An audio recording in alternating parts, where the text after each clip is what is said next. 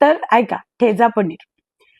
Work from home बंद झाल्यापासून आम्ही दोघे नवरा बायको एकमेकांना जरा कमीच भेटतो. ऑफिसला जाण्यासाठी 2 तास आणि घरी येण्यासाठी 2 तास, त्यातच बराचसा वेळ निघून जातो. घरी पाय टेकले की पुढचे कॉल सुरू होतात. त्यामुळे एकमेकांना फक्त जेवणाच्या वेळी आणि झोपल्यावर या दोन्ही वेळेच दर्शन देतो. मग आता दिवसभरात एकमेकांची बोलण्याचे अथवा भावनांचे आदान प्रदान करण्याचे साधन माध्यम म्हणजे काय, तर मोबाईल. त्यातही आजकाल इंस्टाग्राम वरून रील्सद्वारे भावना पोहोचवणं जरा अधिकच सोपं झालंय म्हणेन मी. जास्त काही लिहायचं नसतं, फक्त आपल्या आयुष्यातील मिळता जुळता अथवा आपले म्हणणे कन्वे करणारा व्हिडिओ द्यायचा पाठवून. त्यामुळे तुमचे काय म्हणणे आहे की तुम्हाला काय वाटतंय ते समोरचा आपोआपच समजून घेतो. त्यात आम्ही दोघे मोदीपेक्षा जास्त बिझी लोक्स. वाऱ्याच्या वेगाने एकमेकांना मेसेज पाठवतो, पण दुसऱ्याने पाठवलेले मेसेज मात्र वाचत नाही. आज मी ऑफिसला जाऊन आले आणि पटकन आतल्या खोलीत जाऊन लॅपटॉप उघडला, कॉलला सुरुवात केली.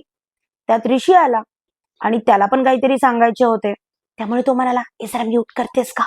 ऐक ना, एक रील पाठवलंय, पाहशील. गुदगुल्या होऊ देऊ नका." ऋषी नेहमी खाद्यपदार्थांची रील्स पाठवत असतो. निरनिराळ्या पाककृती पाठवून की आज मावशींना सांग कलाशी की हे बनवा. आता मी रात्री बराच वेळा कॉलवर असते आणि बिझी असते, त्यामुळे रात्री मावशींना जास्त बोलायला मला काही वेळ मिळत नाही. अगदी 0 मिनिटात मी मावशींना आजचा मेन्यू सांगून मोकळी होते. त्यांना नेहमी प्रश्न असतात. मावशी म्हणतात, "ताई काय बनवू?" मी म्हणते, "मी बिझी आहे, दादाला विचारा." मग मावशी दादाकडे जातात. "दादा काय बनवू?" मग ऋषी म्हणतो, "ताईंना विचारा." मग फायनली मावशी ज्या आहेत आमच्या, त्या कंटाळून परत माझ्याकडे येतात. "ताई पटकन सांगा पुढे काय बनवायचे ते. मला पुढे पुढे जावं लागतं. दादा सारखा म्हणतो तुमच्याकडे जा, तुम्हाला विचारा, तुम्ही दादाला म्हणतात विचारा. मी काय बनवते सांगा, नाही तर खिचडी बनवून टाकते." मग सगळे सोडून मी ऋषीकडे बाहेरच्या खोलीत गेले. "ऋषी, माझा कॉल सुरू आहे ना, सांग ना पटकन काय खाणार ते."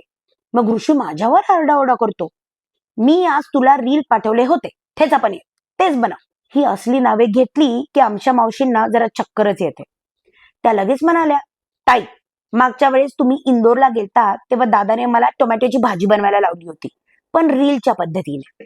ताई, माझा ना खूप वेळ घेतला त्यांनी, आणि तरी दादा म्हणतात खाऊन हिंदी स्टाईलची भाजी झालीच नाही म्हणून. ताई, हे रीलचे पदार्थ ना आपण दर शनिवारी आणि रविवारीच बनवत जाऊ, तुम्हाला वेळ असला की." ऋषीला सांगितले मी की हे सगळं आता काही जमणार नाहीये, काहीतरी सोपं सांग. मग साहेब म्हणतात, ऑप्शन द्या मला. आम्ही संध्याकाळी ना भाजी पोळी वरण भात असं संपूर्ण जेवण नाही करत.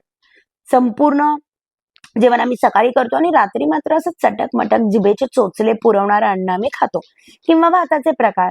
मी लगेच बोलले, शेजवान राईस. ऋषी म्हणाला नको. मग बिर्याणी, म्हणाला नको, कालच झाली. पराठे, नको नको. ऑमलेट, आज इच्छा नाही. शेवटी मी चिडून मावशींना म्हणाले, मावशी तुम्ही साधी खिचडी आणि कढी बनवा आणि मृण्मयीसाठी पराठे, माझा ना टाइमपास होतोय. मग ऋषी ओरडतो, हा, या घरात माझ्या मनाचं कधीच काही बनत नाही. मी ते रील्स पाठवतो कलाशी, तू माझे मेसेजेस पाहत नाहीस. किती दिवस झाले मी ठेचा पनीरचं रील पाठवतोय तुला, आजपर्यंत ठेचा पनीर कधी बनलेच नाही. त्यात आमची मृण्मयी मध्ये बोलते, मावशी मला नको ठेचा पनीर, यांचे जाऊ द्या, माझ्यासाठी पराठे आधी बनवून द्या. वैतागलेल्या मावशी स्वयंपाकघराकडे निघून जातात. ऋषीचे बोलणे यावेळेस जरा मनाला लावून घेऊ असंच मी ठरवलं. असा निर्णय घेतला. दुसऱ्या दिवशी सकाळी मावशींना मी आवर्जून सांगितले की मावशी, आज नक्की ठेचा पनीर बनवूया. ठेचा पनीर खाल्लं की दादा खूप खुश होणार. मी त्यांना पाककृती समजावून सांगितली. झणझणीत ऋषीला आवडेल असे ठेचा पनीर तयार झाले. त्यासोबत खिचडी आणि कोशिंबीर देखील बनवली. ऋषी आल्याला मी त्याला कौतुकाने विचारले, ऋषी गेस कर आज काय बनवलंय जेवायला. ऋषी बारीक तोंड करून म्हणाला, खिचडी. मी म्हणाले, नाही, आज आहे रील स्पेशल ठेचा पनीर. ऋषीच्या चेहऱ्यावर स्मित हास्य उमटले, पण नवरोबा खुश झाले. आणि आमचे नवरोबा जास्त व्यक्त होत नाहीत ना. ओके ओके बर, एवढंच म्हणाले. मस्त ठेचा पनीर आणि खिचडीवर नवरोबांनी ताव मारला. अहोंच्या चेहऱ्यावर झणझणीत तृप्ती आलेली दिसत होती. मास्टर शेफ मावशींनी पण जाताना दादाला विचारले, दादा जमलं की नाही ठेचा पनीर. अगदी ऐटीत बोलले त्या. छान छान म्हणून ऋषी त्याच्या कामाला लागला. थोड्या वेळाने अहोंची जरा चलबिचल सुरू झाली. बरमुडा आणि बनियानवर अहो आमचे हॉलमध्ये येरझाऱ्या मारत होते. मी विचारले, काय रे, काय झालं तुला? ऋषी बोलतो, काय नाही, काय नाही, काय नाही झालं.